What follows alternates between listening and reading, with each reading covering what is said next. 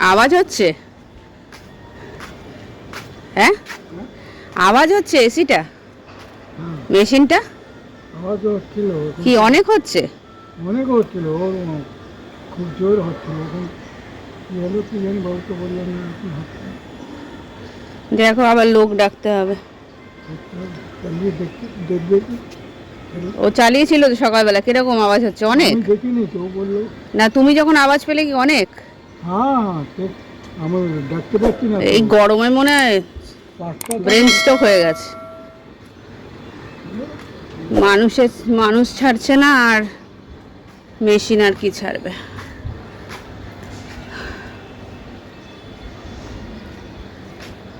বাবা রোদের কি তেজ, প্রচুর রোদ।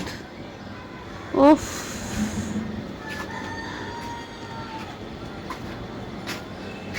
ছাদ দিয়ে বেশ ভালোই লাগে। কি সুন্দর দেখো।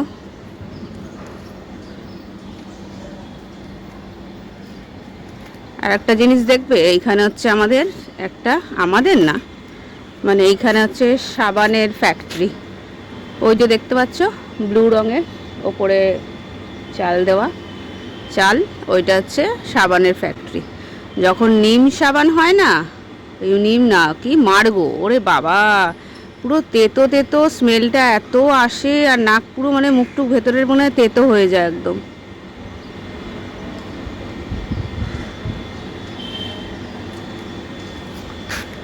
চলো নিচে যাই। গুড মর্নিং বন্ধুরা, আজকে আবার একটা নতুন ব্লগ নিয়ে চলে এসেছি তোমাদের সামনে। তোমরা সবাই কেমন আছো? আশা করি অনেক অনেক ভালো আছো আর সুস্থ আছো, আর আমিও ভালো আছি। আজকে হচ্ছে থার্সডে। কালকেই তোমাদের বলেছিলাম যে আমাদের প্রিন্সিপাল স্যার গত হয়ে গেছেন, ওই জন্য আমাদের আজকে ছুটি। তা যাই হোক, ছুটির দিন একটু লেটেই উঠেছি, এই 8টা বাজে তখন উঠেছি, কারণ ছেলে আজকে ওর বাবার সাথে স্কুলে যাবে, দরকার আছে, স্কুলে যাবে।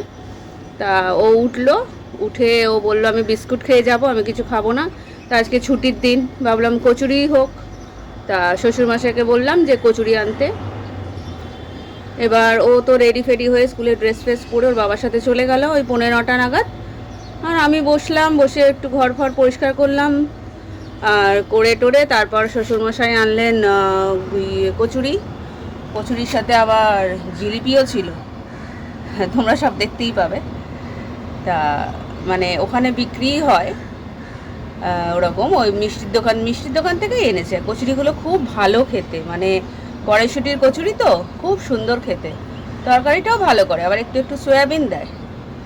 যাই হোক, খেলাম, খেয়ে তারপরে এবার দেখা যাক কি হচ্ছে। দেখতে থাকো, সঙ্গে থাকো, পাশে থেকো। চলো তাহলে কচুরি তরকারি খাওয়া যাক। দেখেছো কড়াইশুঁটির কচুরি কি সুন্দর না? আমার তো খুব ভালো লাগে। আমার জানো তো হিঙের কচুরি একদম ভালো লাগে না, কিন্তু কড়াইশুঁটির কচুরি খেতে আমার খুব ভালো লাগে। আর তার সাথে একটা আছে জিলিপি। উফ কি টেস্টি, দারুণ লাগছে খেতে। মাঝে মধ্যে এই ঘরের খাবার খেতে খেতে কিন্তু এই বাইরের একটু খেতে ভালোই লাগে বেশ। তোমাদের কেমন লাগে বলো তো? তোমাদের কি রোজ রোজ রান্না করতে ভালো লাগে, না একদিন দুদিন বাইরের খাবারও ভালো লাগে? একটু কমেন্টে জানিও হ্যাঁ তোমরা। চলো তাহলে খাওয়া শেষ করি, তারপরে এবার অন্য কাজ। এবার দেখো ঘরটা দেখো কীরকম চুটকি মেরে পরিষ্কার করে দিলাম। পারলাম না আমি করতে ট্রানজিশনটা। যাই হোক, খাটটা সব পরিষ্কার করে নিলাম। এবার এই জায়গাটা পরিষ্কার করছি। রোজ এই জায়গাটা নোংরা হয় জানো তো, মানে সব এসে এসে সামনেই রাখা হয়, এটা এই রাখে, চাবি রাখবে, রিমোট রাখা, এই রাখা, কোথায় কন্টেনার রাখা হবে, সব আমিও রাখি। আবার সেই পরিষ্কার তো আর কেউ করবে না, সেই আমি রাখি, আবার আমাকেই পরিষ্কার করতে হবে। আর ছেলে আসবে, ছেলে এসে হয়তো কিছু কোল্ড ড্রিঙ্কসের কিছু খেলো, বোতল ওখানে রেখে দিল, জলের বোতল খেলো এখানে ওখানে রেখে দিল, এক সাইডে রাখ না, সে সব মা করবে। যাই হোক, সব কিছু এই গুছিয়ে নিচ্ছি, তারপরে দেখা যাক কী করা যায়। আমি সারাদিনের ব্লগটা আজকে করব, সারাদিন হোক বা সন্ধ্যা অবধি হোক, দেখতে থাকো।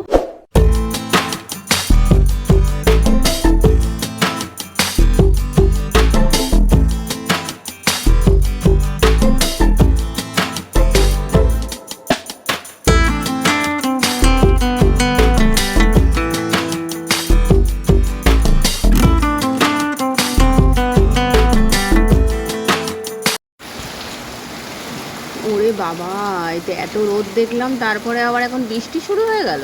বাবা, এত বৃষ্টি! এইবার জল জমে যাবে, হয়ে গেল। আমাদের এখানে বেশিক্ষণ বৃষ্টি হলেই ব্যাস জল জমে যায়। কি অবস্থা দেখো।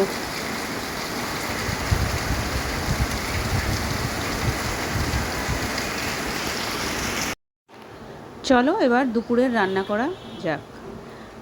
আজকে হবে কলমি শাক ভাজা, আমের চাটনি আর ডিমের ঝোল।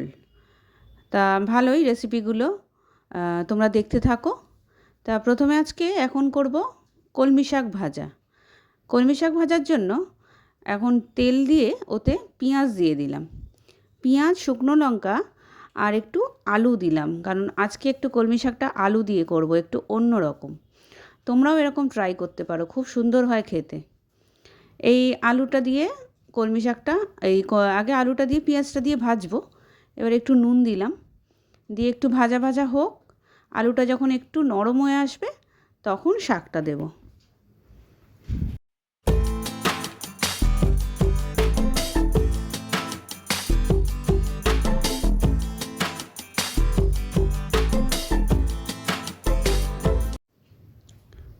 এর মধ্যে নুন দেওয়া হয়ে গেল, অল্প একটু নুন দিলাম, কারণ আলুটাও তো একটু নুন নুন হবে।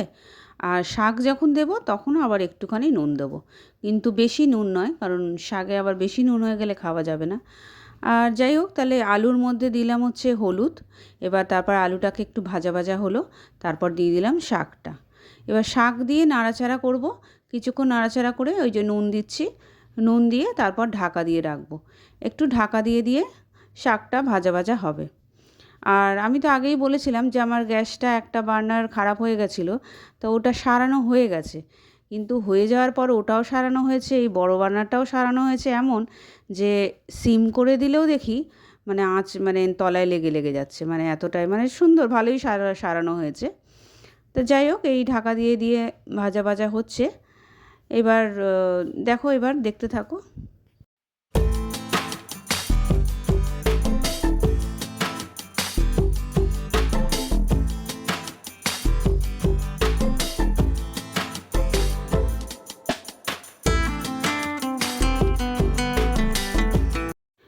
রান্না করতে করতে মাঝে মধ্যেই আমি একটু ঘরে চলে আসি, একটু রেস্ট নিতে।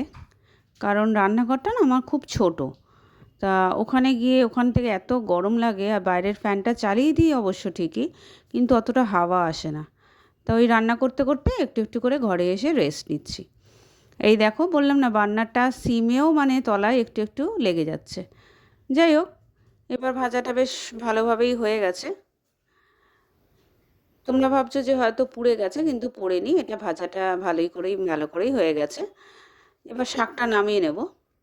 এরপর কড়াইটা ধুয়ে এর মধ্যে বসাবো হচ্ছে আমের চাটনি। তোমরা কে কীরমভাবে আমের চাটনি করো সেটা একটু আমাকে কমেন্টে জানিও। আর আমি কীরমভাবে আমের চাটনি করি সেটা দেখো। এই নিয়ে নিলাম হচ্ছে 5 ফোড়ন, শুকনো লঙ্কা আর সর্ষে। একটু অল্প অল্পই দেবো, কারণ সর্ষের আবার বেশি হলে মুখেও লাগে, তেতেও একটু তেতো লাগে, অল্পই নেব। তারপর আমগুলো ছেড়ে দিলাম। এবার আমগুলোর সাথে এটাকে ভাজা ভাজা হবে। আর চাটনি মানেই মিষ্টি, কিন্তু একটু নুন দিতে হবে, কারণ নুন মিষ্টির কম্বিনেশনে কিন্তু রান্না ভালোই হয়।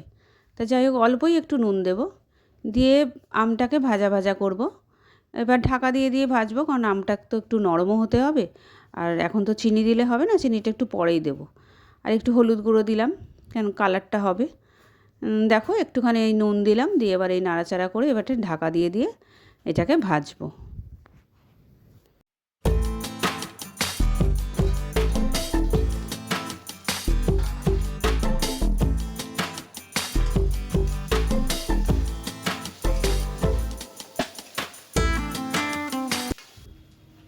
এই ভাজা হয়ে গেছে, এবার আমি জল দিলাম।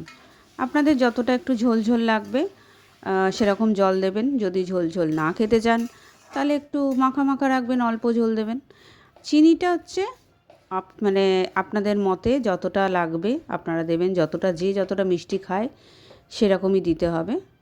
তা এই আমি যতটা চিনি দিলাম অনেকটাই দিয়েছি, কিন্তু লাস্টে কিন্তু আবার একটু চিনি দেব, কারণ দেখলাম মিষ্টি অতটা হয়নি। আর আমার শ্বশুরমশাই খেতে গিয়ে বলবে, ও বাবারে টক হয়েছে, আর একটু মিষ্টি দিতে পারলে না। অত মিষ্টি খাওয়া ভালো না কারোর জন্যই, কিন্তু কি করব, চাটনি তো, একটু মিষ্টি না হলেও ভালো লাগবে না।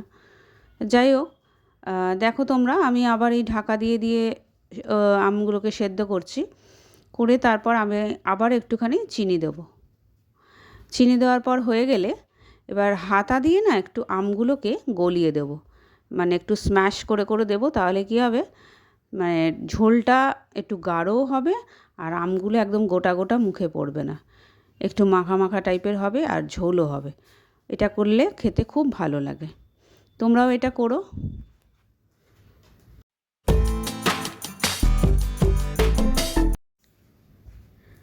দেখো ঝোলটা কতটা সুন্দর গাঢ় হয়েছে। এবার আরেকটু ফুটিয়ে নিলেই আমার আমের চাটনি রেডি। তারপর একটা বাটিতে তুলে নেব। আর চাটনি করার পর কোন রেসিপি করব সেটা তোমরা থাকো, দেখতে থাকো। দেখো আমার চাটনি হয়ে গেছে, এবার নামিয়ে নেব। এখন দেখছো যে কড়াইটা আমি বসাচ্ছি, এইটা আমি একদম সেই 7টা 7:30 নাগাদ। কি হয়েছে জানো, আজকে একটা ঘটনা। রান্না তো করব, ডিমের ঝোল, ডিম আলু সেদ্ধ তোমাদের দেখিয়ে দিলাম। এবার রান্না করতে করতে একটা ঘটনা হয়েছে। যখনই চাটনি করা শেষ হয়েছে, আমার বরমশাই মেসেজ করে বলে যে ওখানে আসতে হবে, ও বেরিয়ে যাচ্ছে, কারণ ছেলে স্কুলে একটু কাজ ছিল। তা ছেলেকে নিয়ে ওই গেছিলো সকাল 9টার সময়। কিন্তু ওখানে 9টা থেকে প্রায় 10:30 বেজে যাচ্ছে, ওর কাজেও দেরি হয়ে যাচ্ছে। আমি বললাম আমার রান্না আছে। তা বললো ঠিক আছে। এবার যখন 12:30 বেজে গেছে, তখন দেখি আবার বলছে ছেলে ফোন করে যে মা তুমি আসো, বাবা বেরিয়ে যাবে। কি করব, আমি গ্যাস ট্যাস অফ করে আমার ডিমের ঝোল মাথায় থাকলো, আমি চলে গেলাম ছেলের স্কুলে। আমারই একজন, মানে আমার বরমশাইয়ের একজন স্টুডেন্ট আছে, ওকে বললাম চল না, বা আমাকে একটু ছেড়ে দিবি সেন্টনার স্কুলে, কারণ এখন র্যাপিডো বুক করব, আর তারপর যাব বা অটো করে যাব, অনেক দেরি হয়ে যাবে। তা যাই হোক, বললো হ্যাঁ ম্যাম আমি নিচে আসছি, আপনি আসুন। তা চলো আরেকবার একটু রান্নাটাও একটু বলে দিই সাথে সাথে। এখন করবো হচ্ছে ডিমের কারি। তারপর গল্পটা আবার বলছি, হ্যাঁ। ডিমের কারি করব, তার জন্য তেল নিলাম, একটু সাদা তেল নিলাম, তার সাথে একটু সর্ষের তেলও মিক্স করে নিলাম। আর কড়াইতে দিলাম তেজপাতা আর গোটা জিরে, আর এই পেঁয়াজগুলোকে একটু লাল লাল করে ভাজবো। তারপরে একটু আদা রসুনও বেটে নেবো, কারণ সব আদা রসুন ছাড়ানো ছিল, কিন্তু বাটাটাটা কিচ্ছু হয়নি, আমি তো চলে গেছিলাম। আচ্ছা যাই হোক, তারপরে চলে গেলাম যখন, তারপরে ওই স্যার বললেন যে 1:30 অবধি আপনাদের বসতে হবে। ও বাবা, সেই 1:30 অবধি বসলাম, 2টোর মধ্যে কাজ হয়ে গেল। তারপর তো কি বৃষ্টি, প্রায় 3টে 3:30 নাগাদ মনে হয় ঘরে এলাম। ঘরে এসে এবার খাবোটা কি, আমার শ্বশুরমশাই তো বসে আছেন, ওনাকে যাই হোক ভাত দিলাম, শাক ভাজা, আলু সেদ্ধ, একটু ডালও মানে ছিল। তা ভাতে আলু ডিম সেদ্ধ দিয়েছিলাম, ওখানকারই আলুটা দিয়ে দিলাম, আর আলুটা মাখিয়ে দিলাম, আর ইয়ে দিয়ে দিলাম, ডাল দিয়ে দিলাম, আর চাটনি দিয়ে দিলাম। ওনার বেশি কিছু লাগে না, খায় তো অল্প ভাত। তা যাই হোক, ওনাকে দিয়ে দিলাম। এবার ছেলে, সকালবেলায় তো আমরা টিফিনে কচুরি খেয়েছি, বললাম ছুটি, তোমরা দেখেও ছিলে কচুরি। সেই কচুরিটা ও বললো আমি ভাত খাবো না মা, কচুরিটা খাবো। সেই আগের দিনও যেমন স্কুল গেছিলাম, এই অবস্থা হলো, ভাত জুটলো না ওর, আর এখানে ভাত থাকা সত্ত্বেও ও খেলো না। তা যাই হোক, কচুরিটা খেলো, খেয়েটে, আর আমি খেলাম হচ্ছে ওই ডিম আলু সেদ্ধর যে আমার নামের যে ডিম আর আলুটা ছিল, সেইটা পুরোটা মাখলাম পেঁয়াজ দিয়ে, লঙ্কা দিয়ে, নুন দিয়ে, আর কাঁচা তেল দিয়ে মাখলাম, শাক ভাজা নিলাম, চাটনি নিলাম। এই হচ্ছে আমার দুপুরের লাঞ্চ করলাম। আর ছেলে তো ওটা খেয়ে বললো আর কিছু খাবো না মা। আমি বললাম ঠিক আছে, ভাতটা তাহলে সন্ধেবেলায় খাস। আর একটু কালকে একটা সয়াবিন আলুর তরকারি করেছিলাম, খুব টেস্টি হয়েছিল, সেটা বললাম যে সন্ধেবেলাতেই ওটা দিয়ে খেয়ে নিস। বললো ঠিক আছে মা। আর এই তরকারিতে এবার দিয়ে দিলাম, দেখো, একটু হলুদ, আদা রসুন, জিরে গুঁড়ো, একটু ধনে গুঁড়ো, আর টমেটোও দেবো। টমেটো দিয়ে ঢাকা দিয়ে ভালো করে মশলাটা কষবো, একটু জলও দেবো, কারণ যাতে লেগে না যায়, চটজলদি ওটা লেগে যাচ্ছে তো। একটু জল দিয়ে ভালো করে ঢাকা দিয়ে দিয়ে কষবো। আর ডিম আলুটা তো ভাজা আছেই, দেখলে তোমরা, ভেজে রেখে দিয়েছিলাম।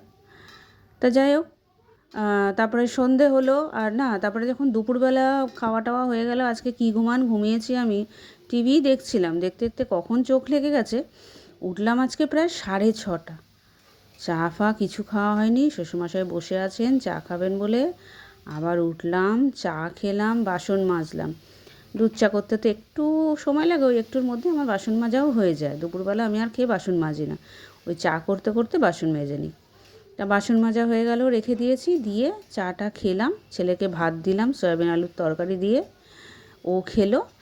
তারপরে ভাবলাম না, ছেলে তো এবার ফোন নিয়ে নেবে, ও অনেকক্ষণ ঘেটেছে সেই দুপুর থেকে। তারপরে চার্জে দিয়েছিল, আর ঘাঁটিনি। আমি বললাম বাবু একটুখানি আমি শ্যুট করে নিই, তারপরে আবার তোকে দেবো। তো যে ও আর কিছু বলেনি। আমি কী করলাম, রান্নাটা বসিয়ে দিলাম, যাতে তোমাদেরকে রান্নাটাও দেখাতে পারে, রাতের রান্নাটা। আর আমার এই একটা স্বভাব জানো তো, রান্না করতে করতে ওই গ্যাস মোছা, গ্যাসের সাইডে মোছা, যা যা বাসন পড়বে সেইগুলোকে মাজা, মানে আমার কাউন্টারটা ক্লিয়ার রাখলে আমার বেশ পরিষ্কার পরিষ্কার লাগে, আর কাজ কমও লাগে। ওই ফেলে রাখবো, একটা একটা করে বাসন ফেলে রাখবো, সেই টাল পাহাড় হয়ে যাবে। তারপর আমি সেগুলোকে একসাথে মাজবো না, আমি কাজ করতে করতে রান্না করতে করতেই বাসন মাজা হয়ে যায়। একবার দেখো ওই চা করতে করতে মেজেছি, আবার এই রান্না করতে করতে যেগুলো বললো সেগুলো আবার এখন মাজবো। দুলট কিন্তু সন্ধ্যাবেলাতেই হয়ে গেল, আবার এখন রাতের খাবার বাকি আছে 3বার। তাই 3বারের বাসন যদি আমি একবারে মাজতে চাই, আমার নিজেরই মাথা খারাপ হয়ে যাবে। নিজের শান্তি নিজের কাছে, নিজের আরাম নিজের কাছে। তা আমি এই ঝটপট করে কাজ করে রান্না করতে করতে বাসন মেজে যদি টাইমটা আমি বসে থাকার পাই, তাতে কি খারাপ আছে? রান্নাটা করে নিতে নিতে বাসন মাজলাম, তারপরে এসে এই রেস্ট নিচ্ছি। তা এই আলু ডিমটা দেখো মশলাটা কষে গেছে। মশলাটা কষতে কষতে জল দিয়ে দিয়ে ঢাকা দিয়ে কষলাম, ভালো করে তেল বেরিয়ে গেছে। তারপরে আলু ডিমটা দিলাম, দিয়ে এবার একটুখানি না, আজকে গরম মশলা শেষ হয়ে গেছিলো, আমি একটু বিরিয়ানির মশলা কাটলাম, কেটে দিয়ে দিলাম। আর আমি এমন একটা মানুষ না, মানে কোনো জিনিসে যদি এই জিনিসটা দিতে হবে, সেই জিনিসটা নেই তাই বলে আমি রান্নাটা করব না, বা না আজকে এটা নেই বলে ওটাই আমাকে দিতে হবে, এক্ষুনি কোথা থেকে জোগাড় করতে হবে, ওরকম না। গরম মশলা নেই, আমি বিরিয়ানির মশলা দেবো। টমেটো নেই, আমি টমেটো সস দিয়ে বা অন্য কিছু দিয়ে করব। মানে রান্নাটা করলাম, ওরকম না যে এটা হলেই আমার করতে হবে, মানে করবো এই রান্নাটা, সেরকম কিছু নেই। তা যাই হোক, একটু ডিম আলু দিয়ে ওটাকে ঢাকা দিয়ে রাখলাম। আর এই দেখো বাসনটা মেজে নিচ্ছি চটজলদি করে, ওটা তেল বেরিয়ে ভালো করে কষা হতে হতে আমার বাসন মাজাও কমপ্লিট হয়ে যাবে। তারপর একটু এডিটিংয়ে বসবো, কারণ ভয়েস ওভার দিতে হবে, এডিটিং করব। তারপর আপলোড করে আজকে একটু কিন্তু রাতেই পাবে ভিডিওটা। তা যাই হোক, সময়টা আমার ঠিক হচ্ছে না, মানে ঠিক মতন টাইমটা ঠিক মেনটেন হচ্ছে না, কিন্তু তাও ডেলি দেওয়ার চেষ্টা করছি তোমাদের জন্যই, তোমাদের ভালোবাসা পাওয়ার জন্যই। তোমরা প্লিজ সাবস্ক্রাইব করো, কমেন্ট করো, আর লাইক করো, শেয়ার করো, তবেই কিন্তু আমি এগোতে পারবো, নাহলে কিন্তু আমি এগোতে পারবো না। দেখো আমার ডিম কষাটা দারুণ হয়েছে, আর খেতেও সত্যি টেস্টি হয়েছিল।